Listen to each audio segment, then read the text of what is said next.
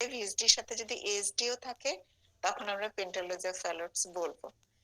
টেট্রালজি of ফ্যালটস এর haemodynamics তো সহজ সহজ এই কারণে as because there is pulmonary stenosis সেই হেতু লাংসে বেশি ব্লাড যাবে না। লাংসে যদি বেশি ব্লাড না যায় পালমোনারি কনজেশন হবে না। পালমোনারি কনজেশন যদি না হয় তাহলে রিকারেন্ট রেসপিরেটরি ট্র্যাক্ট ইনফেকশন হবে না। প্লিজ টেট্রালজি অফ ফ্যালটস এর প্রশ্নে কমপ্লিকেশনে কখনো রিকারেন্ট রেসপিরেটরি ট্র্যাক্ট ইনফেকশন লিখবা না। আচ্ছা, এবং আরেকটা ব্যাপার as because there is pulmonary stenosis সেই হেতু রাইট ভেন্ট্রিকেলে কিন্তু মোটামুটি ভালো রকম প্রেসার, বেশ বেশি প্রেসার। রাইট ভেন্ট্রিকেলে যখন প্রেসার বেশি থাকবে রাইট ভেন্ট্রিকুলার হাইপারট্রফি হবে। রাইট ভেন্ট্রিকেলে প্রেসার বেশি থাকলে ব্লাড রাইট ভেন্ট্রিকেলের থেকে লেফট ভেন্ট্রিকেলে যাবে এবং পালমোনারি স্টেনোসিস রাইট ভেন্ট্রিকেলে প্রেসার বেশি কারণ বের করতে পারছে না তো ব্লাডটাকে ফোর্সে কন্ট্রাকশন করে। রাইট ভেন্ট্রিকুলার প্রেসার যেহেতু বেশি right ventricular hypertrophy right ventricular blood left ভেন্ট্রিকেলে চলে যাবে। রাইট ভেন্ট্রিকুলার ব্লাড লেফট ভেন্ট্রিকেলে গেলে রাইট সাইড থেকে লেফট সাইড শান্ট হলে সাইনোসিস। আর যেহেতু পালমোনারি কনজেশন নাই যেহেতু রাইট ভেন্ট্রিকেলে দো দেয়ার ইজ ভিএসডি যদিও ভিএসডি এখানে এখানে কিন্তু পালমোনারি কনজেশন হার্ট ফেলিওর কিছুই হবে না। তাহলে pulmonary congestion heart failure recurrent respiratory tract infection আর হার্ট ফেলিওর এই দুইটা রিকারেন্ট রেসপিরেটরি ট্র্যাক্ট ইনফেকশন বলা যাবে না হার্ট ফেলিওর বলা যাবে না during answering the complication of TOF. টফের কমপ্লিকেশন আনসার করার সময় হার্ট ফেলিওর বলা যাবে না তাহলে fail. Recurrent respiratory tract infection বলা যাবে না। তাহলে টেট্রালজি অফ ফ্যালটস এর কমপ্লিকেশন আসলে যা হয় মূলত সেটা হয় তার হাইপোক্সেমিয়ার জন্য। এবং হাইপোক্সেমিয়া হলে তোমরা জানো যখনই হাইপোক্সেমিয়া হবে তখনই ইরিথ্রোপয়েটিন রিলিজ হবে আর ইরিথ্রোপয়েটিন রিলিজ হলে পলিসাইথেমিয়া হবে আর পলিসাইথেমিয়া হলে ব্লাডের ভিসকসিটি বেড়ে যাবে আর ব্লাডের ভিসকসিটি বেড়ে গেলে থ্রোম্বোসিস হবে এম্বোলিজম বেশি বেশি হবে এম্বোলিজম হলে সেরেব্রাল স্ট্রোক হবে এবং যেখানে এম্বোলিজম হবে সেখানেই অ্যাবসেস হবার সম্ভাবনা কারণ ব্রেইনের আর্টারি গুলো এন্ড আর্টারি। বুঝে গেছে?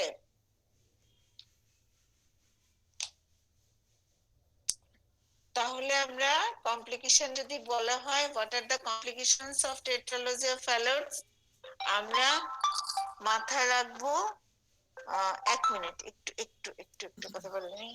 হ্যালো বাসির ভাই আসসালামু আলাইকুম। হ্যাঁ বাসির ভাই ক্লাস নিচ্ছি তো পাঠাই দেন রুগী পাঠাই দেন অসুবিধা নেই। আচ্ছা ঠিক আছে ঠিক আছে জেসমিনকে যেন এসে বলে। আচ্ছা আচ্ছা জেসমিনের কাছে যেন বলে বাসির ভাই ঠিক আছে।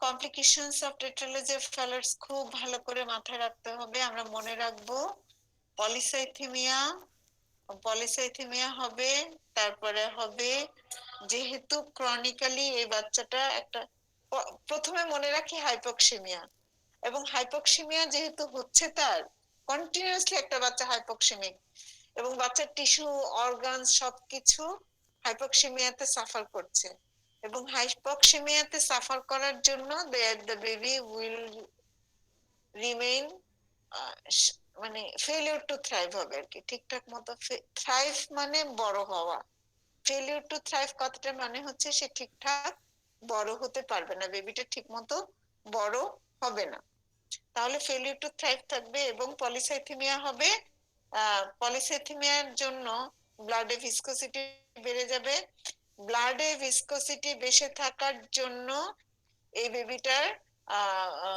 ব্রেইনে থ্রোম্বোসিস হবে আর এই থ্রোম্বোসিসের জন্য থ্রোম্বোসিস হতে পারে থ্রোম্বোসিস থেকে এম্বোলিজম হতে পারে এবং থ্রোম্বোসিসের জন্য ব্রেনে অ্যাবসেস হতে পারে ব্রেইন অ্যাবসেস হতে পারে।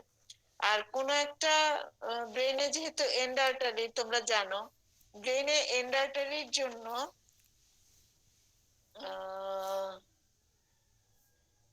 এন্ড আর্টারিটার জন্য যে জায়গাটাতে যে জায়গাটাতে থ্রোম্বোসিস হলো, যে ভেসেলে থ্রোম্বোসিস হলো, সেই ভেসেলের ডিস্টালি তো আরো ব্লাড সাপ্লাই পাচ্ছে না, তাহলে স্ট্রোক, তাহলে স্ট্রোক লাইক ম্যানিফেস্টেশন আসবে। বড়দের যেরকম স্ট্রোক হয় ঠিক সেরকমই স্ট্রোক হতে পারে। আমরা মাথায় রাখি complications of tetralogy of Fallot's এ polycythaemia, hyper viscosity of the blood, এবং আরেকটা জিনিস তোমরা সবসময় মনে রাখবা, টেট্রালজি অফ ফ্যালটস এর বাচ্চার যেহেতু অলরেডি ব্লাডের ভিসকসিটি বেশি, এই বাচ্চাকে কোনো অবস্থাতেই ডিহাইড্রেশন হতে দেওয়া যাবে না। ডিহাইড্রেশন হলে এক্সটেন্সিভ থ্রম্বোএম্বোলিজম, থ্রম্বোসিস হবে এবং অ্যাবসেস হবে। তাহলে পলিসাইথেমিয়া, তারপরে হচ্ছে ও হাইপোক্সিমিয়ার জন্য ফেলিউর টু থ্রাইভ, তার ফেলিউর টু থ্রাইভ, পলিসাইথেমিয়া, তারপরে হচ্ছে cerebral abscess, cerebral thrombosis, stroke like manifestation, cerebral abscess. এবং ওই যে কথাটা বলছিলাম যে এই বাচ্চাটারও কিন্তু endocardium, abnormal communication of blood এবং abnormal blood flow, abnormal communication within heart এবং abnormal blood flow থাকার কারণে এই বাচ্চাটারও ইনফেক্টিভ এন্ডোকার্ডাইটিস হতে পারে। এবং আরেকটা কমপ্লিকেশন হয়, সেটা হচ্ছে as because there is এই যে হাইপোক্সিমিয়া, ব্লাডে যে সরি আরবিসি গুলোতে যেহেতু এডিকুয়েট অক্সিজেন থাকছে না, এবং এত বেশি পরিমাণে আহ এত বেশি পরিমাণে আরবিসি তৈরি হচ্ছে যে আয়রন তুমি পুরোপুরি দিলেও দেখা যায় যে রিলেটিভলি এই যে এই আরবিসি গুলোর মেইন কর্পাসকুলার হিমোগ্লোবিন কনসেন্ট্রেশন কম থাকে, though there is huge RBC count, but the RBCs are suffering from less haemoglobin content, এবং হিমোগ্লোবিন কন্টেন্ট কম থাকার কারণে এই আরবিসি গুলোর লাইফ স্প্যান কম। আরবিসি সংখ্যা বেশি কিন্তু রিলেটিভলি বাচ্চাটার এনিমিয়া থাকে, আরবিসি তে হিমোগ্লোবিন কনসেন্ট্রেশন কম থাকে। এই আরবিসি গুলো টুকটুক করে ভেঙে যেতে থাকে, 120 দিন বাঁচে না। এই জন্য এই আরবিসি গুলো ব্রেকডাউন অনেক বেশি। বেশি আরবিসি ব্রেকডাউন হলে ব্লাডে ইউরিক অ্যাসিড বেড়ে যাবে এবং এই বাচ্চাটা গাউট নিয়ে আসতে পারে। সব কমপ্লিকেশন উপরে যে কমপ্লিকেশনটা, সেটা হচ্ছে hyper cyanotic spell, hyper cyanotic spell. তাহলে আমরা complications of tetralogy of Fallot's এ মনে রাখবো failure to thrive, hyper cyanotic spell, polycythaemia, cerebral abscess, cerebral thrombosis, stroke like manifestation, hyperuricaemia or gout, আর হচ্ছে ইনফেক্টিভ এন্ডোকার্ডাইটিস। বাস, এবার কম্পোনেন্ট তো জেনেই ফেলছি, ক্লিনিক্যাল ফিচারও জানি আমরা যে সেন্ট্রাল সাইনোসিস থাকবে, ফেলিউর টু থ্রাইভ থাকবে, ক্লাবিং উইথ সাইনোসিস থাকবে, আর থাকবে হচ্ছে ইয়ে তোমার প্রিকোডিয়াম যদি অসকালটেট করি, প্রিকোডিয়ামে দেখা যাবে there is a pansystolic murmur in the pulmonary area, আর as because there is right ventricular hypertrophy, you can get a left parasternal lift, এবং হাইপারডিনামিক চেস্ট হওয়ার কারণে অনেক সময় দেখা যায় যে সরি রাইট ভেন্ট্রিকুলার হাইপারট্রফি হওয়ার কারণে অনেক সময় এপিগ্যাস্ট্রিক পালসেশনও পেতে পারো তুমি। পিকোডিয়াম এক্সামিনেশন করলে আমরা পাবো, লেফট প্যারাস্টার্নাল লিফট পাবো, তারপর হচ্ছে এপিগ্যাস্ট্রিক পালসেশন পেতে পারি, আর পাবো হচ্ছে একটা মারমার পাওয়া যাবে, সেটা হচ্ছে ejection systolic murmur on second intercostal space, মানে পালমোনারি এরিয়াতে, লেফট সেকেন্ড ইন্টারকস্টাল স্পেস বা পালমোনারি এরিয়াতে একটা খুশ খুশ খুশ এরকম একটা ইজেকশন সিস্টোলিক মারমার, জাস্ট ইজেকশনের সময় এটা পাওয়া যাবে, কারণ ন্যারো পালমোনারি ভালভ দিয়ে ব্লাডটা বের হচ্ছে এই জন্য। তো আমরা ক্লিনিক্যাল ফিচার পড়ে ফেললাম, কমপ্লিকেশন পড়ে ফেললাম, ম্যানেজমেন্ট, টেট্রালজি অফ ফ্যালটস এর ম্যানেজমেন্ট মূলত সার্জিক্যাল, সার্জিক্যাল ম্যানেজমেন্টে লাগে। সার্জিক্যালি কখনো কখনো বাচ্চা যদি ছোট থাকে তাহলে সবকিছু কারেকশন না করে জাস্ট পালমোনারি টার্গেট থাকে সার্জিক্যাল কারেকশনের প্যালিয়েটিভই হোক বা কারেক্টিভই হোক, যেটাই থাকুক না কেন, যেটাই করা হোক না কেন, টার্গেট থাকে হচ্ছে ব্লাডে লাংসে ব্লাড সাপ্লাই বাড়ানো। সুতরাং দেখা যায় যে অনেক সময় রাইট সাবক্লেভিয়ান আর্টারির সাথে পালমোনারি ট্রাঙ্কের একটা কমিউনিকেশন করে দেওয়া হয়, artificial communication. So right subclavian artery থেকে লাংসে ব্লাড সাপ্লাই যায়। ব্লাড সাপ্লাই গেলে পরে ওই ব্লাডটা অক্সিজেনেটেড হয়ে লেফট ভেন্ট্রিকলে আসে এবং সিস্টেমে যায়। তাহলে আমরা এটাকে ব্লেলোকটসিক শান্ট বলা হয়। আর হচ্ছে কারেক্টিভ সার্জারি আছে, সবকিছু পালমোনারি স্টেনোসিসটাকে রিলিজ করে দেওয়া, ভিএসডিটাকে ক্লোজ করে দেওয়া, এগুলো একটু বড় বাচ্চা হলে করা হয়। আর আর যেটা ম্যানেজমেন্ট তোমাকে জানতে হবে সেটা হচ্ছে সাপোর্টিভ। যে বাচ্চাটা যে এনিমিক হয়ে যাচ্ছে বারবার, রিলেটিভ এনিমিয়া যেহেতু থাকে, হ্যাঁ থাকুক, ক্লাস শেষ না করে না, রিলেটিভ এনিমিয়া যেহেতু থাকে সেই হেতু এই বাচ্চাটাকে আমরা আয়রন সাপ্লিমেন্টেশন দিব, ফলিক অ্যাসিড দিব। আর ম্যানেজমেন্ট অফ হাইপারসাইনোটিক স্পেল রিটেনে আসে, ভাইভাতেও জিজ্ঞেস করা হয়। টেট্রালজি অফ ফ্যালার্স থেকে কম্পোনেন্টের উপরে প্রশ্ন আসবে প্রবলেম আকারে এসিকিউ, প্রশ্ন আসবে কমপ্লিকেশনস অফ টফ, আর প্রশ্ন আসবে management of hypercyanotic spell. হাইপারসাইনোটিক স্পেলের management তোমরা জানো যে নি চেস্ট পজিশন হবে, আমরা তাকে নি চেস্ট পজিশন করে দিব, মোটামুটি 100% অক্সিজেন দিব। যদিও অক্সিজেন দেই তো লাংসে তো ব্লাড যায় না, তবুও যতটুকু যায় ততটুকু যেন অক্সিজেনেটেড ব্লাড থাকে, সেই জন্য আমরা বাচ্চাটাকে 100% অক্সিজেন সাপ্লিমেন্টেশন দিব। এবং প্রথম কথা হচ্ছে বাচ্চাটাকে শান্ত করার চেষ্টা করব, দ্রুত একটা আইভি ক্যানুলা করব, অস্থিরতা দেখানো যাবে না। বাচ্চা যত অস্থির হবে তত কিন্তু সাইনোটিক স্পেল বাড়বে। আর তোমরা জানো যে সাইনোটিক স্পেলের কারণ হচ্ছে পালমোনারি ভালভের নিচের দিকে ছোট্ট একটা মাস্কুলার ইনফান্ডিবুলাম থাকে।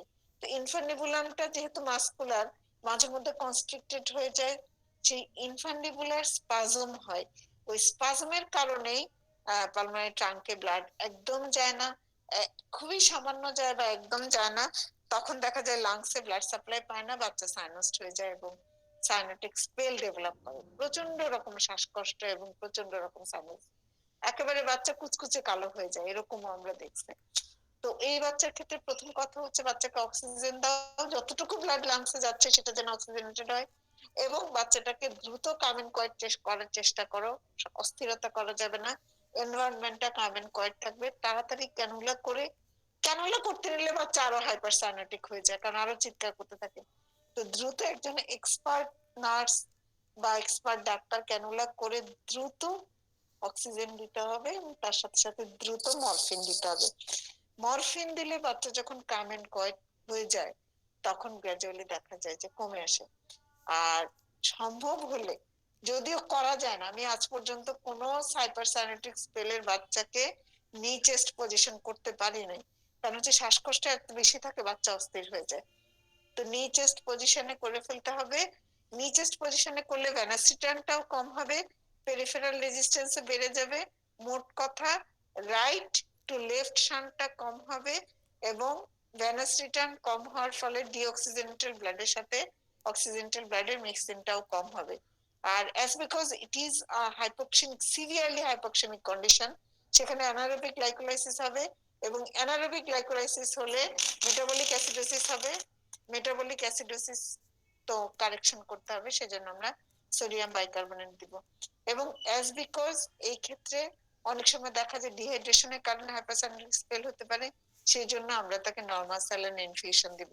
এবং হাইপারসাইনোটিক স্পেল এর জন্য দায়ী যে ইনফান্ডিবুলার স্পাজম, সেটাকে রিলিজ করার জন্য আমরা বাচ্চাকে প্রোপ্রানোলল আইভি দেওয়ার কথা। স্ট্যান্ডার্ড হচ্ছে বাইরে কান্ট্রিতে প্রোপ্রানোলল আইভি দেওয়া হয়, আমাদের দেশে আইভি প্রোপ্রানোলল পায় না, আমরা ট্যাবলেট গুঁড়া করে এনজি টিউব দিয়ে দিই, তো ভ্যাসোডাইলেটেশন হয়। তাহলে হাইপারসাইনোটিক স্পেলের ম্যানেজমেন্ট 1 নম্বর হচ্ছে calm and quiet environment, oxygen inhalation 100% oxygen inhalation 3 to 5 liter per minute, আর হচ্ছে আইভি চ্যানেল ওপেন করা, দ্রুত আইভি মরফিন দেওয়া, নি চেস্ট পজিশন করা, সোডিয়াম বাইকার্বনেট দেওয়া, নর্মাল স্যালাইন ইনফিউশন দেওয়া এবং তার সাথে সাথে আইভি প্রোপ্রানোল দেওয়া। আইভি প্রোপ্রানোল দিলে যেটা হবে যে ওই ইনফান্ডিবুলার স্পাজমটা আর থাকবে না। তাহলে আমরা কিন্তু টেট্রালজিয়া ফ্যালার্স পড়ে ফেলছি।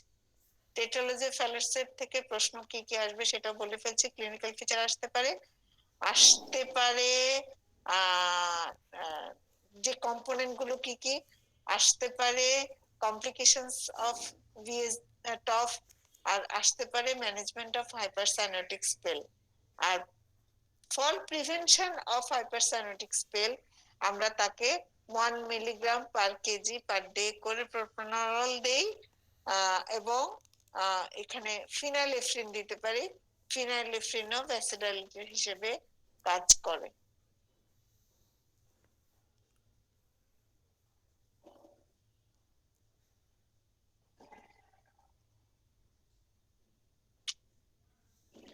মোটামুটি মোটামুটি এগুলো পড়লেই হবে। হার্ট ফেলিওর প্রশ্ন আসে, হার্ট ফেলিওর থেকে যে প্রশ্নটা আসে সেটা হচ্ছে what are the causes of, MCQ প্রশ্ন আসতে পারে, causes of heart failure in children. Causes of heart failure in children একেবারে আমরা ক্লাসে সুন্দর করে পড়াইছি, congenital heart disease commonest cause, আর হচ্ছে কিছু অ্যাকোয়ার্ড কজ আছে।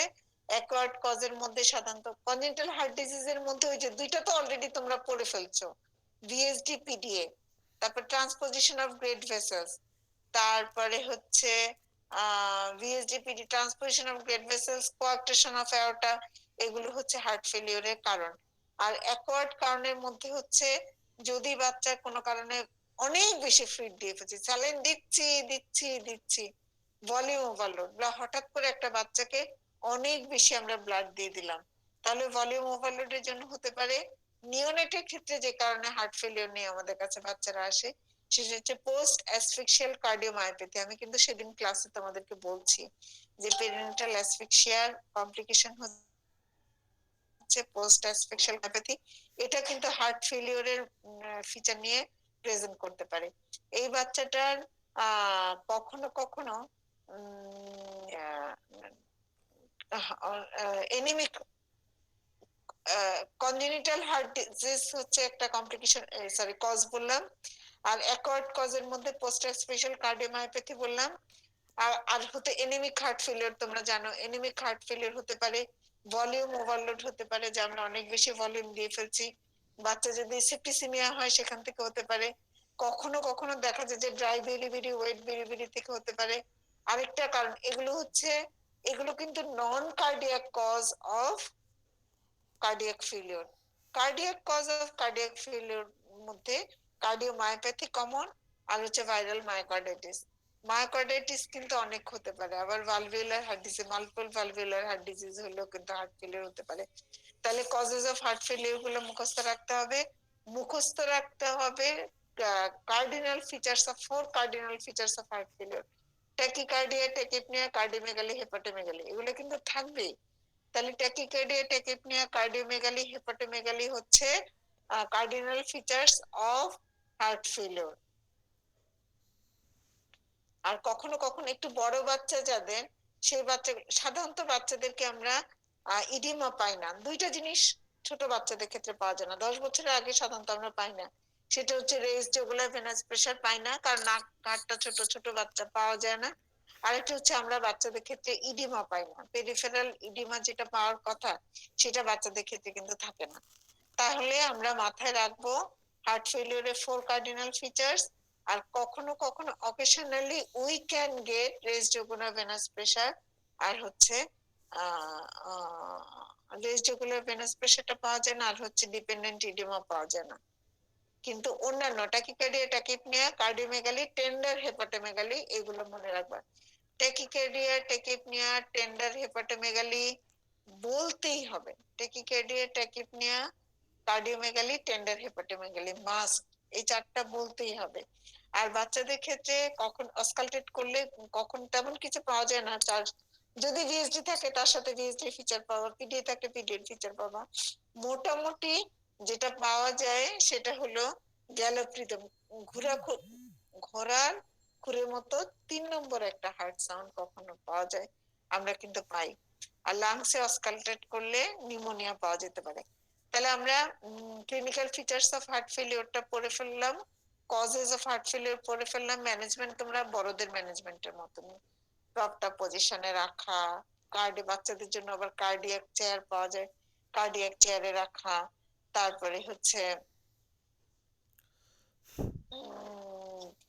ডায়াবেটিক স্টার্ট, প্রপটা পজিশন, অক্সিজেন ইনহেলেশন, কামেন কয়েক রাখা এবং ডায়াবেটিক্স ডায়াবেটিক্স দেওয়া। প্রথমে হার্ট ফেলিয়ার ফিচার আসলে আসলে আমরা প্রথমে যেটা করি তাকে একটা ডায়াবেটিক্স দিই, এবং দেখা গেছে 50% অফ হার্ট ফেলিয়ারের patient response responded response well with diabetics only. Diabetics দেওয়ার পরেও যদি দেখা যায় যে ট্যাকিকার্ডিয়া ট্যাকিপনিয়া কমছে না, তখন কিন্তু আমরা এই বাচ্চাটাকে ডিগক্সিন স্টার্ট করব। ডিগক্সিন স্টার্ট করার আগে আমরা ইলেকট্রোলাইট একটু চেক করে দেখে ফেলবো, কারণ হাইপোক্যালেমিয়া মে অ্যাগ্রাভেট ডিগক্সিন টক্সিসিটি। তাহলে আমরা পারলে ডিগক্সিন শুরু করার আগে একটা ইসিজিও করে ফেলবো, কারণ আহ, কারণ digoxin is the commonest drug which causes arrhythmia. তাহলে আমরা বেসলাইন একটা ইসিজি করে ফেলবো। আর বাচ্চাটাকে আরেকটা জিনিস, সেটা হচ্ছে ইলেকট্রোলাইটের কথা বললাম, একটা ইসিজি করে ফেলবো যে বেসলাইন অ্যারিথমিয়াটা কেমন। আমরা এই বাচ্চাটাকে হার্ট ফেলিয়ারের জন্য ডেকুবিটাস দিব, প্রপটা পজিশন, অক্সিজেন ইনহেলেশন দিব, salt and fluid restricted diet দিব, ডায়োরেটিক্স দিব। রেসপন্স না করলে ডিগক্সিন স্টার্ট করবো। ডিগক্সিন আমরা কিভাবে ক্যালকুলেট করি এটা মুখস্থ রাখবা। আর ডিগক্সিন টক্সিসিটি হলে কি হতে পারে এটা মুখস্থ করে ফেলবা। মোটামুটি হার্ট ফেলিওরের এটাই, কজ কি, কার্ডিনাল ফিচার কি, ম্যানেজমেন্ট কি, এটুকু মুখস্থ করে ফেললেই হবে। আচ্ছা, তোমাদের পরে কি ইসমাইলের ক্লাস? আমাকে একটু বলো তো, একজন একটু বলো। জি ম্যাম। কয়টা থেকে ইসমাইলের ক্লাস? 11টা। 11টা থেকে। আচ্ছা, আমরা আরেকটা জিনিস একটু পড়ে ফেলি, একটুখানি মাথার মধ্যে একটু রাখি। সেটা হচ্ছে আমার পড়ানোর কথা ছিল নার্ভাস সিস্টেম।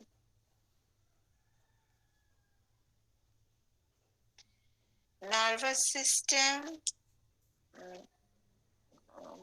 নার্ভাস সিস্টেমের মধ্যে আমরা যে জিনিস, ইসমাইলকে বলো যে আমি একটু 15-20 মিনিট নিচ্ছি ক্লাসে। আচ্ছা, নার্ভাস সিস্টেম থেকে যে যে টপিক গুলো আমাদেরকে পড়ার থাকতে হবে সেটা হচ্ছে মেনিনজাইটিস। মেনিনজাইটিস আসে না, মেনিনজাইটিস কোন পরীক্ষায় কোথাও না কোথাও either organisms responsible for meningitis আসবে, অথবা features, CSF features of pyogenic meningitis এটা আসবে, অথবা following are the signs of meningeal irritation এটা আসবে।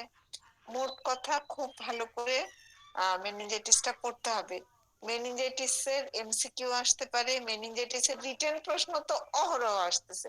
এসিকিউ যে এরকম আসে, একটা বাচ্চা 2 দিনের জ্বর আর কনভালশন নিয়ে আসছে, what I mean write down 3 differential diagnosis এবং how will you proceed to manage, কি কি করবা তুমি, এটা আসতে পারে। আর মেনিনজাইটিস থেকে মেনিনজাইটিস এর প্রবলেম আকারের প্রশ্ন আসতে পারে, মেনিনজাইটিস এর অর্গানিজম রেসপন্সিবল আসতে পারে, সায়েন্স অফ মেনিনজিয়াল ইরিটেশনটা আসতে পারে what are the complications of meningitis. Immediate late ভাগ করে সুন্দর করে লিখবা। কমপ্লিকেশনস অফ মেনিনজাইটিস আসতে পারে। আর যদি এসিকিউ প্রশ্ন আসে তাহলে তো ফুল ম্যানেজমেন্টই তোমাকে দিতে হবে, পুরোটাই। আচ্ছা, তাহলে এখন আমরা মেনিনজাইটিস এর মধ্যে থেকে যেটা পড়বো, না মেনিনজাইটিস তো পড়লাম। আর নার্ভাস সিস্টেম থেকে তোমাদেরকে যেটা পড়তে হবে সেটা হচ্ছে ফেব্রাইল কনভালশন আর এপিলেপসি। Febrile convulsion, epilepsy.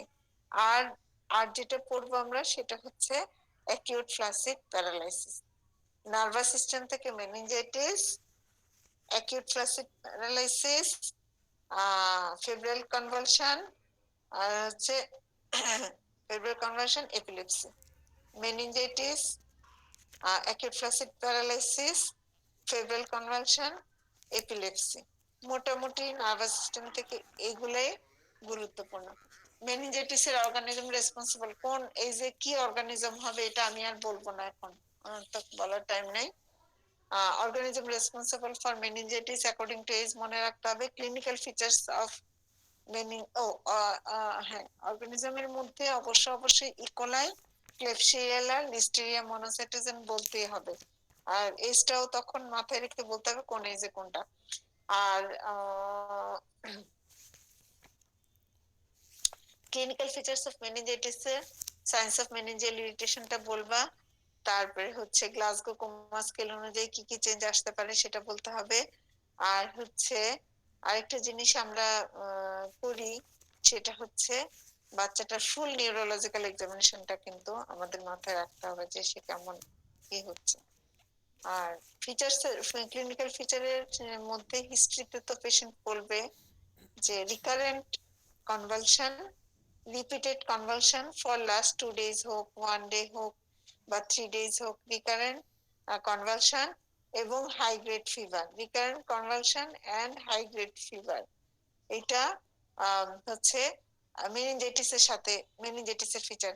কিন্তু একটা বাচ্চা যদি তোমার কাছে আসে 1.5 বছর 2 বছরের, একটা শর্ট লাস্টিং ফিভার তার সাথে কনভালশন ওয়ান্স, তখন কিন্তু খবরদার প্রথম ডায়াগনোসিসে মেনিনজাইটিস বলবো না, প্রথমে বলবো ফেব্রাইল কনভালশন। তারপরে যদি এক্সটার্নাল বা আমি বা আমরা এক্সামিনার যদি জিজ্ঞেস করেন যে এই বাচ্চাটা ডিডি কি হতে পারে, প্রথমে ফেব্রাইল কনভালশন বলবা, ছোট্ট জ্বর একবার কনভালশন, ফেব্রাইল কনভালশন। আর যদি রিপিটেড কনভালশন হতে থাকে এবং ফিভারটা একটু হাই গ্রেড বা কন্টিনিউড ফিভার, তখন কিন্তু আমরা তাকে মেনিনজাইটিস বলবো। আচ্ছা, এখন কথা হলো যে রিকারেন্ট রিকারেন্ট রিকারেন্ট কনভালশন আর হচ্ছে রিকারেন্ট কনভালশন আর হচ্ছে ফিভার, রিপিটেড ভমিটিং আর প্রোগ্রেসিভ ডিটেরিওরেশন অফ কনসাসনেস, এগুলো হচ্ছে ক্লিনিক্যাল ফিচার। আর যদি কোনো কমপ্লিকেশন ডেভেলপ করে, যেমন এই বাচ্চাটার একটা ধরো থার্ড নার্ভ পলসি হয়ে গেল, তাহলে তো তুমি সেটা পাবা। অথবা একটা স্ট্রোক লাইক ম্যানিফেস্টেশন হলো, কারণ ভেন্ট্রিকুলাইটিস, ভাস্কুলাইটিস এগুলো যে কোনো একটা জায়গায় থ্রম্বোসিস হয়ে যেতে পারে যে কোনো ব্লাড ভেসেলে, সেটা সেটা সেটা যে এরিয়াকে সাপ্লাই দেবার কথা সেটা যদি ড্যামেজ হয়ে যায়, তাহলে তো ওই ক্র্যানিয়াল নার্ভস বা ওই পেরিফেরাল স্পাইনাল নার্ভস এফেক্টেড হবে এবং বাচ্চার স্ট্রোক লাইক ম্যানিফেস্টেশন আসতে পারে। আর ক্লিনিক্যাল ফিচারেরটা মুখস্থ করে ফেলবা। Complication of meningitis, complications of meningitis immediate আর লেট করে ভাগ করে বলবা। কমপ্লিকেশন মোটামুটি বোঝা যায়, কারণ হচ্ছে সিএনএস ইনফেকশন যেহেতু, তাহলে কিন্তু তার ক্র্যানিয়াল নার্ভ পলসি হতে পারে, যে কোনো একটা ক্র্যানিয়াল নার্ভ পলসি হতে পারে। আর হতে পারে এই বাচ্চাটার syndrome of inappropriate ADH, brain infection হলে সিনড্রোম অফ ইনঅ্যাপ্রোপ্রিয়েট এডিএইচ হতে পারে, সেপ্টিসিমিয়া হতে পারে। সিনড্রোম অফ ইনঅ্যাপ্রোপ্রিয়েট এডিএইচ মানে অনেক বেশি এডিএইচ সিক্রেশন হওয়া, অনেক বেশি এডিএইচ সিক্রেশন হওয়া মানে বাচ্চার ইউরিন তৈরি হবে না, আর ইউরিন তৈরি না হলে বডিতে ফ্লুইড ওভারলোড হবে, তাহলে বাচ্চাটার ইউরিন কমে যাবে, অ্যানিউরিয়া অথবা অলিগুরিয়া।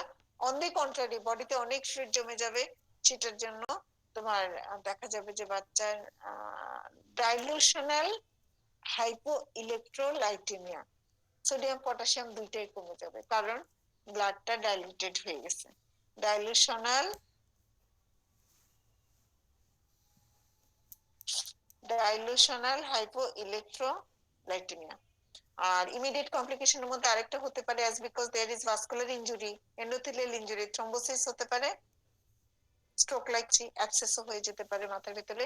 আরেকটা হতে পারে ভেন্ট্রিকুলাইটিস, সিএসএফ তো ইনফেক্টেড, সিএসএফ পাথ হয়ে ধরে অর্গানিজম ভেন্ট্রিকুলের ভিতরে ঢুকে ভেন্ট্রিকুলাইটিস হতে পারে।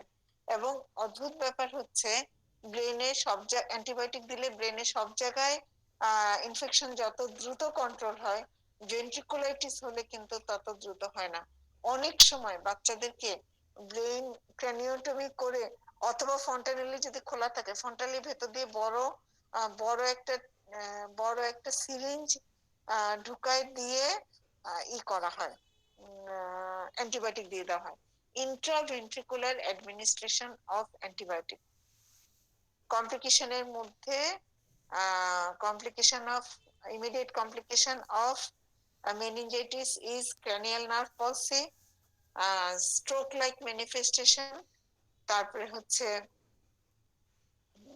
সিন্ড্রোম অফ ইনঅ্যাপ্রোপ্রিয়েট এডিএইচ, তারপরে হচ্ছে ভেন্ট্রিকুলাইটিস, তারপরে হলো ভেন্ট্রিকুলাইটিস আর হলো ভেন্ট্রিকুলাইটিস আর হলো ইমিডিয়েট হাইড্রোকেফালাস।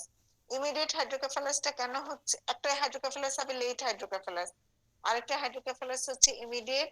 কারণ হচ্ছে ওই যে থিক ফিব্রিনাস এক্সুডেটের জন্য, সিএসএফটা যেহেতু থিক এবং ইনফ্লামেটরি এক্সুডেট তৈরি হওয়ার কারণে অ্যারাকনয়েড গ্রানুলেশন গুলো বন্ধ হয়ে যাবে, আর অ্যারাকনয়েড গ্রানুলেশন বন্ধ হয়ে গেলে সিএসএফ অ্যাবজর্পশন হবে না, এদিকে সিক্রেশন বেড়ে যাবে, সেই হেতু হাইড্রোকেফালাস ডেভেলপ করবে। আর লেট কমপ্লিকেশনের মধ্যে মাইক্রোকেফালি হতে পারে, কনভালশন হতে পারে, বাচ্চাটার এপিলেপসি থাকতে পারে, এই বাচ্চাটার হিয়ারিং ডিফিকাল্টি হতে পারে, ভিজুয়াল ডিফিকাল্টি হতে পারে, এবং ওএসসি তো ছোট থাকবে, এটা বললামই, যে কোনো ক্র্যানিয়াল নার্ভ পলসি বা স্ট্রোক লাইক ম্যানিফেস্টেশন হতে পারে, মেন্টালি রিটার্ডেড থাকতে পারে বাচ্চা, সেরিব্রাল পলসি ডেভেলপ করতে পারে। তাহলে কমপ্লিকেশনস অফ মেনিনজাইটিসের সাপোর্টিভ ইনভেস্টিগেশনে সিএসএফ অবশ্যই বলবা। সিএসএফ এ আমরা কি কি দেখি? সিএসএফ এর একটা ডাটা আমাদের কাছে আছে। সিএসএফ এর ডাটাটাতে আমরা কি কি দেখি? প্রথমে ফিজিক্যাল ক্যারেক্টারিস্টিক দেখি, তারপর গ্রাম স্টেন্ডিং দেখি, তারপরে হচ্ছে সাইটোলজি দেখি, তারপরে গ্রাম স্টেন্ডিং দেখি, তারপরে বায়োকেমিস্ট্রি দেখি। বায়োকেমিস্ট্রিতে দেখি যে গ্লুকোজ এবং প্রোটিন কেমন আছে, তারপরে হচ্ছে দেখি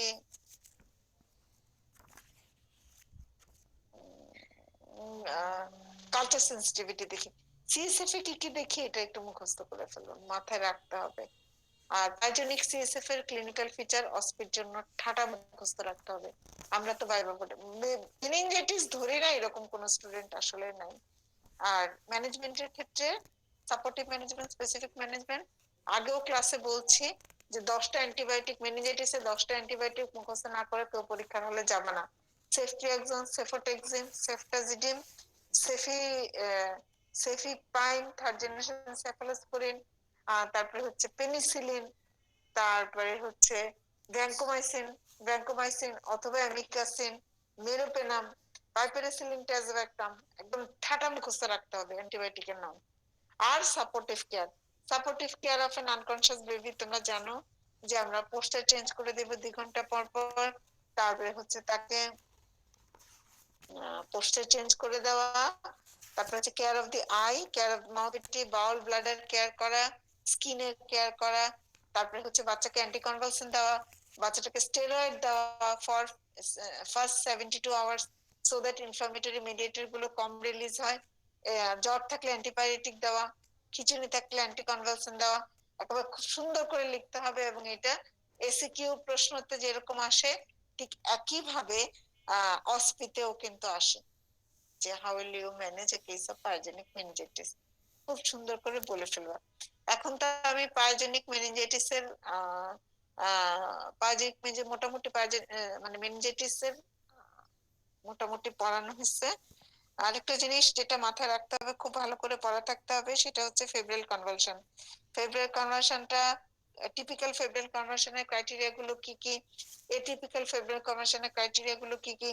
এখন যে আমরা ফেব্রাইল কনভালশন বলি, ফেব্রাইল কনভালশন প্লাস বলি, স্ট্যাটাস ফেব্রাইল কনভালশন বলি, আর হচ্ছে complex febrile, simple febrile seizure, complex febrile seizure, তারপরে হচ্ছে ফেব্রাইল সিজার প্লাস, আর বলি ফেব্রাইল স্ট্যাটাস এপিলেপটিকাস। কোনটা কি কি বই থেকে দেখে মুখস্থ করবা। কমপ্লেক্স ফেব্রাইল সিজারের ক্রাইটেরিয়া গুলো কি কি, সিম্পল ফেব্রাইল সিজারের ক্রাইটেরিয়া গুলো কি কি, খুবই ভালো করে মুখস্থ করে ফেলতে হবে। এবং কিভাবে ম্যানেজ করবা, আমরা যে 0.5 মিলিগ্রাম পার কেজি করে পারেক্টাল ডাইজিপাম দিব, এই এই জিনিসগুলো একটু মুখস্থ করে ফেলতে হবে। এপিলেপসির ক্লাসিফিকেশনটা জানতে চাইবে, এপিলেপসি মানে কি জানতে চাইবে, এপিলেপসি মানে কি, কনভালশন মানে কি, আর হচ্ছে এপিলেপসি, কনভালশন, আর হলো সিজার। সিজার মানে কি, এপিলেপসি মানে কি, কনভালশন মানে কি, সুন্দর করে মুখস্থ করে ফেলবা। কনভালশন এর ক্লাসিফিকেশন, সরি, এপিলেপসির ক্লাসিফিকেশনটা এবং লেটেস্ট ক্লাসিফিকেশন যেটা 2017 বা 18 সালে international league against epilepsy, ILAE, নেটে পাওয়া যায়। আমি তোমাদেরকে ক্লাসেও খুব সম্ভবত পড়াইছি। লেটেস্ট ক্লাসিফিকেশনটা একটু মুখস্থ করে ফেলবা, কারণ মাঝে মধ্যে আমাদের কাছে পেডিয়াট্রিক নিউরোলজিস্ট এক্সটার্নালও চলে আসেন। উনি কিন্তু, যদি নিউরোলজিস্ট কেউ আসেন, তাহলে কিন্তু লেটেস্ট ক্লাসিফিকেশন অফ এপিলেপসি মুখস্থ থাকতে হবে। অ্যান্টি এপিলেপটিক ড্রাগ গুলো মুখস্থ রাখতে হবে, কি কি ইনভেস্টিগেশন করি আমরা, কিন্তু অ্যানারোবিক, অ্যানারোব সরি সরি কি বলতে চাইলাম, আমি ঝিমে গেছি। এপিলেপসির ক্লাসিফিকেশন, এপিলেপসির নিউয়ার ড্রাগ, এপিলেপসির কনভেনশনাল ড্রাগ গুলো মুখস্থ রাখতে হবে। অ্যাকিউট ফ্যাসিড প্যারালাইসিস মানে কি এটা জানতে চাইবে, কি বুঝো, কত বয়সে হয়, 15 বছরের নিচে। তারপর হচ্ছে ফ্ল্যাসিডিটি হয়, not rigid, not spastic, and it is not present from birth. এবং ডিডি গুলা, গুলেনবার্গ সিনড্রোম, তারপরে হচ্ছে পোলিওমাইলাইটিস, আর হচ্ছে ট্রান্সভার্স মাইলাইটিস। প্রত্যেকটা এই প্রবলেম আকারে আসতে পারে, এসিকিউতে প্রবলেম আকারে আসতে পারে। এবং প্রবলেম আকারে আসলে পরে ডিডি চাইবে হয়তো, যে এরকম একটা বাচ্চা 4 বছরের, unable to move the right limb অথবা both lower limb, what is your diagnosis. তাহলে তিনটাই লিখবা, যে তিনটাই ডায়াগনোসিস লিখতে হবে।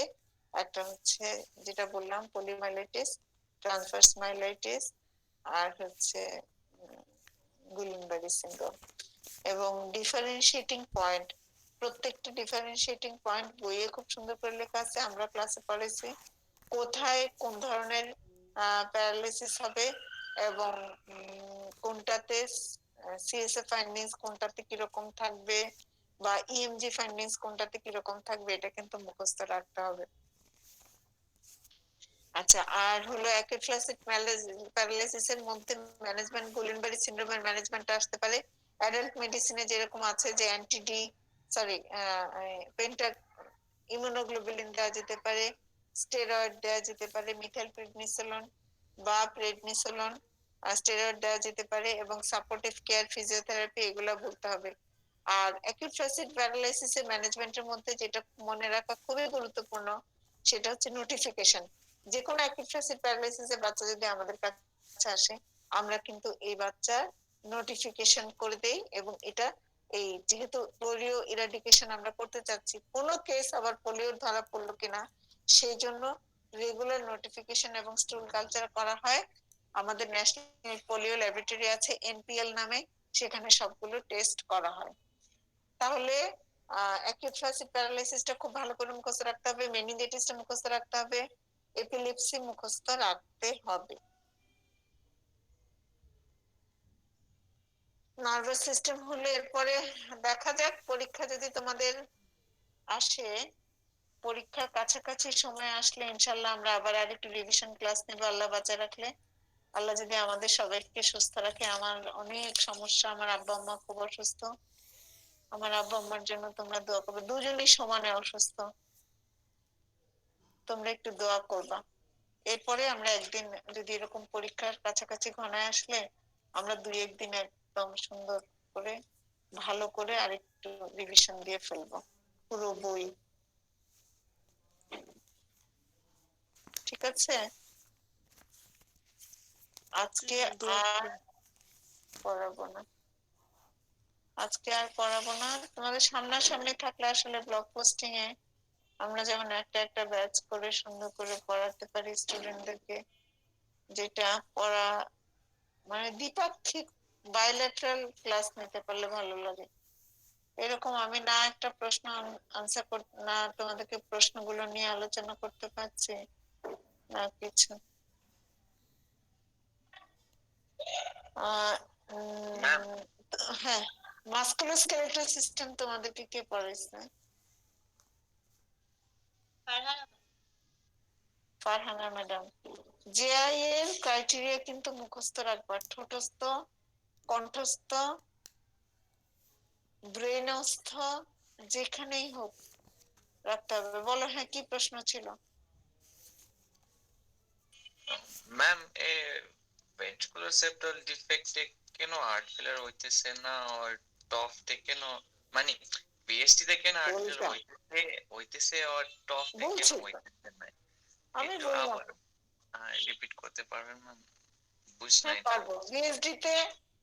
ভিএসডি তে তোমার রাইট ভেন্ট্রিকুলার প্রেসার বেশি না ইনিশিয়ালি। ভিএসডি তে রাইট ভেন্ট্রিকুলার প্রেসার কম থাকছে ইনিশিয়ালি, এটাই হচ্ছে মূল কথা। এখন ভিএসডি তে যখন রাইট ভেন্ট্রিকুলার প্রেসার কম থাকছে, তখন কিন্তু যেখানে এটা এটা কার্ডিওভাস্কুলার সিস্টেমের এটা রুল, হাই প্রেসার বেড থেকে লো প্রেসার বেডে আসবে ব্লাড, তাহলে তোমার লেফট ভেন্ট্রিকল অফ দি হার্টে প্রেসার বেশি and right ventricular হার্টের pressure com, and there is a communication in between two, তাহলে লেফট ভেন্ট্রিকল থেকে ব্লাড রাইট ভেন্ট্রিকলে বেশি চলে আসবে। আর রাইট ভেন্ট্রিকুলার তো একটা পার্টিকুলার ক্যাপাসিটি আছে। আমি ফর এক্সাম্পল 100 ml এর কথা বলি। ধরো 100 ml ব্লাড রাইট ভেন্ট্রিকলে আছে, লেফট ভেন্ট্রিকল থেকে তোমাকে 40 ml ব্লাড বেশি দিয়ে দেওয়া হলো। লেফট ভেন্ট্রিকল যখন সিস্টেল হবে, তখন রাইট ভেন্ট্রিকলে 40 ml ব্লাড বেশি চলে আসবে থ্রু দ্যাট ভিএসডি। এই 140 ml ব্লাড কে হ্যান্ডেল করা রাইট ভেন্ট্রিকলের জন্য ডিফিকাল্ট, তাহলে ওভারফ্লো করছে। রাইট ভেন্ট্রিকল ওভারফ্লোড হলে রাইট অ্যাট্রিয়াম থেকে ব্লাড আসতে পারবে না। কন্ট্রাক্টিলিটি, ও তো কন্ট্রাক্ট করে চেষ্টা করবে পালমোনারি ট্রাঙ্কে ব্লাডটাকে ইজেক্ট করতে, ও যে বেশি বেশি চেষ্টা করবে, বেশি হ্যাঁ বলো। ম্যাম এটা তো বুঝছি আমি, এই মেকানিজমে তো ম্যাম ভিএসটি তে রাইট ভেন্ট্রিকুলার হাইপারট্রফি হইছে, তো ম্যাম টফটেও তো রাইট ভেন্ট্রিকুলার হাইপারট্রফি আছে তো ম্যাম প্রথমে কিন্তু থেকে কথা তো হচ্ছে, ম্যাম। দেখো অদ্ভুত ব্যাপার, সেটা হচ্ছে রাইট ভেন্ট্রিকলে ব্লাড আসছে, ভিএসডি তে right ventricle is receiving a huge amount of blood and it is trying to cope with that high volume by getting hypertrophy. আর টেট্রালজি অফ ফ্যালার্সে যেটা হচ্ছে সেটা হচ্ছে, ও যে ব্লাডটাকে বের করে দিবে পালমোনারি ট্রাঙ্ক দিয়ে, ওটা সে পারছে না। পালমোনারি ট্রাঙ্ক, মোট কথা আউটফ্লো ট্র্যাক্ট ইজ অবস্ট্রাক্টেড। তো এখন ও ফোর্স বাড়াচ্ছে, ও যতটুকু ব্লাড থাকছে ওইটা নর্মাল ব্লাডই থাকছে, ধরো যতটুকু ব্লাড ভিএসডি তে থাকার কথা অতটুকু থাকছে। No blood is coming from left side to right, তো রেগুলার ভলিউম যেটা থাকার কথা সেটাই থাকছে টেট্রালজি ফ্যালার্সে, কিন্তু ব্লাডটাকে regular volume, normal volume blood can't be ejected through the pulmonary trunk, তো পাচ্ছে না। এবার সেজন্য সে জোরে জোরে বেশি বেশি করে কন্ট্রাক্ট করছে, not due to volume overload but due to pressure overload. সে জোরে জোরে কন্ট্রাক্ট করে ব্লাডটাকে, খানিকটা ব্লাড দিচ্ছে হচ্ছে পালমোনারি ট্রাঙ্কে আর খানিকটা ব্লাড দিচ্ছে হচ্ছে লেফট ভেন্ট্রিকলে, তো ও তো ভলিউম ওভারলোড হবার কিছু নাই। আর ভলিউম ওভারলোড না হলে কনজেস্টিভ হার্ট ফেলিওরটা হবে না। বুঝা গেছে? এখানে কোনো ভলিউম ওভারলোড হয় না, ভিএসডি তে যেরকম ভলিউম ওভারলোড হয়। ম্যাম তাহলে এই মেকানিজমে তো লেফট ভেন্ট্রিকুলার হওয়ার কথা না ম্যাম? লেফট ভেন্ট্রিকুলার হতে পারে না, কারণ হচ্ছে সিস্টেমে চলে যাচ্ছে তো, ওটা অনেক বড় একটা ভেসেল। ধরো পালমোনারি ট্রাঙ্ক ছোট্ট জায়গায়, পালমোনারি ট্রাঙ্ক ব্লাড দিচ্ছে পালমোনারি ভাস্কুলার বেডে। পালমোনারি ভাস্কুলার বেড কিন্তু ছোট জায়গা, ছোট্ট একটা circulation, pulmonary circulation is small circulation, কিন্তু ওটা যে সিস্টেমিক সার্কুলেশনে যাচ্ছে বিশাল সার্কুলেশন, ওটা itself is a big vessel, biggest vessel, এবং সিস্টেমে যেতে পারছে ঠিকঠাক মতো, পুরোটা সিস্টেমে চলে যাচ্ছে, সেই জন্য লেফট ভেন্ট্রিকুলার ওভারলোডটা হয় না। বুঝা গেছে? লেফট ভেন্ট্রিকলে ওভারলোড হয় না, লেফট ভেন্ট্রিকল হাইপারট্রফিডও হয় না, লেফট ভেন্ট্রিকল হাইপারট্রফিডও হয় না।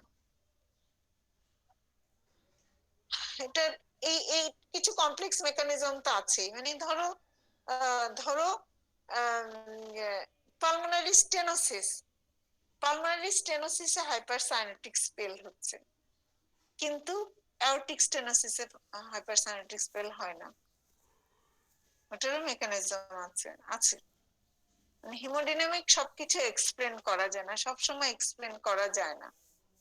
এই যে দেখো আবার আরেকটা কথা, সেটা হচ্ছে তোমার টেট্রালজি অফ ফ্যালটসে অনেক বেশি আরবিসি ভাঙছে, তাই না? বললাম যে হাইপার ইউরিসেমিয়া হচ্ছে, এরকমই আরবিসি তো থ্যালাসেমিয়াতেও ভাঙছে।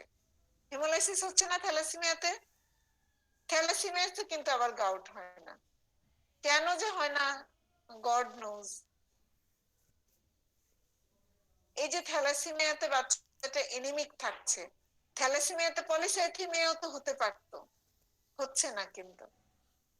ও তো হাইপোক্সিমিয়া, আর থ্যালাসেমিয়ার বাচ্চারাও কিন্তু সর্ট অফ রিলেটিভলি ওর ও থ্যালাসেমিয়ার বাচ্চারাও কিন্তু ফেলিউর টু থ্রাইভ হচ্ছে, কিন্তু স্টিল স্টিল এই বেবির কিন্তু ইরিথ্রোপয়েটিন রিলিজ বেশি হয় না, এনিমিক বাট ইরিথ্রোপয়েটিন রিলিজ বেশি হয় না।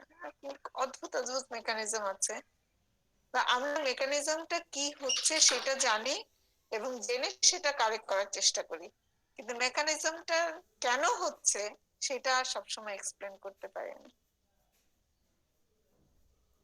আবার দেখো টেট্রালজি অফ ফ্যালটসে পলিসাইথেমিয়া হচ্ছে, সেরেব্রাল স্ট্রোক থ্রম্বোসিস হচ্ছে, এরকম তো যে অন্যান্য হাইপোক্সিমিয়া বা অন্যান্য সাইনোটিক হার্ট ডিজিজও হতে পারতো, অন্যগুলোতে কিন্তু হয় না। টেট্রালজি অফ ফ্যালটসে হাইপোক্সিমিয়া হচ্ছে, টিজিএ তেও হাইপোক্সিমিয়া হচ্ছে, কিন্তু টিজিএ তে আবার পলিসাইথেমিয়া হয় না। খুবই অদ্ভুত অদ্ভুত ব্যাপার, কেন হয় না সেটা আমাকে জিজ্ঞেস করলে আমি পারবো না, হয়তো আরো যারা স্পেশালিস্ট আছেন, রিসার্চার আছেন, তারা জানবেন। তো বেস্ট অফ লাক, আরেকদিন ইনশাল্লাহ যদি বেঁচে থাকি, ভালো থাকি, সুস্থ থাকি, আবার রিভিশন ক্লাসে দেখা হবে। আর পড়ো, ভালো করে পড়ো, এবং আরেকটা কথা বলি, সেটা হচ্ছে প্রবলেম প্রবলেম প্রবলেম আকারে প্রশ্নগুলো পড়ার চেষ্টা করো। যে আমরা কিন্তু এখন কিন্তু বেশি প্রশ্ন, রিটেনের প্রশ্ন, এখন মেডিকেল এডুকেশন অন্যরকম হয়ে গেছে, বলছে যে নলেজ বেসড প্রশ্ন না, প্রবলেম বেসড প্রশ্ন দিবেন। আমি তো আর প্রশ্ন করব না ভাইবা বোর্ডে, তো আমি তোমাদেরকে হেল্প করারই চেষ্টা করবো, তোমরা যেভাবে পারো সেভাবেই, কিন্তু প্রশ্ন তো চলে আসবে, আসবেই তো, এক্সটার্নাল জিজ্ঞেস করবে বা কোনো না কোনো ভাবে প্রবলেম আকারে চলে আসবে। সুতরাং প্রবলেম আকারে, একেবারে থিওরি না পড়ে, এই যে কোনো একটা ডিজিজ প্রবলেম আকারে যদি তোমাদেরকে জিজ্ঞেস করা হয়, তখন কিভাবে আনসার করবে এটা মাথায় রেখো। তো ঠিক আছে, আজকে আর না, আমাদের জন্য দোয়া করো। আমানিল্লাহ, বাই। আসসালামু আলাইকুম ম্যাম। ওয়ালাইকুম